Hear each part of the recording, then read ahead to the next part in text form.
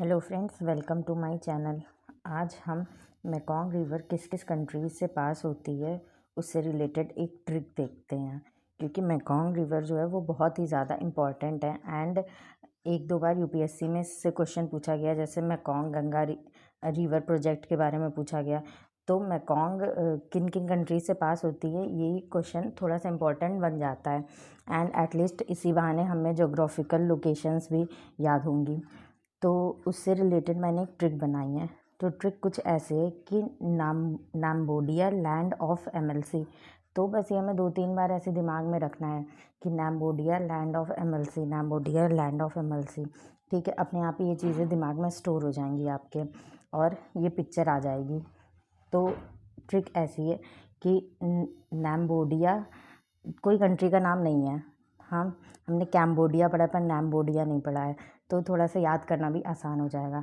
तो हम नाम से याद रखेंगे वियतनाम। तो जितने भी हम लोगों के क्वेश्चन आते हैं वो एमसीक्यू टाइप के होते हैं, तो हमें आंसर्स अपनी आंखों के सामने ही होते हैं। बस क्या होता है, हमें टिक मारने होते हैं। तो जब आंसर आंखों के सामने होंगे तो हमें एक टाइप से रिमेंबर करने में भी आसानी होगी।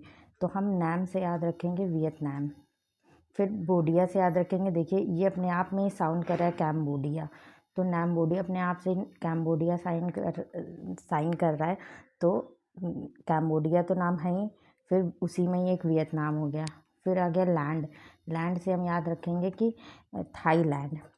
ठीक है, फिर उसके बाद ऑफ कुछ नहीं है। फिर एमएलसी से हम क्या याद रखेंगे, एमएलसी हमारी 3 कंट्रीज़ को रिप्रेजेंट करता है। एक म्यांमार हो गया, एक लाओस हो गया, और एक चाइना हो गया। अब हमें इसमें एक इम्पॉर्टेंट बात याद रखनी है कि ये सारी कंट्रीज़ जो हैं वो किसी ना किसी तरीके से ओशियंस को टच कर रही हैं। बस लाओस एक ऐसा कंट्री है जो लैंड लॉक्ड है। तो ये चीज़ हमको याद रखनी पड़ेगी, और ये हमने इस ट्रिक के माध्यम से पढ़ लिया, तो एक हमारे दिमाग में सबकॉन्शियसली ये चली भी गई है। तो मेरी ट्रिक आपको कैसी लगी बताइएगा। मेरे चैनल को लाइक, शेयर एंड सब्सक्राइब करिए। Thank you.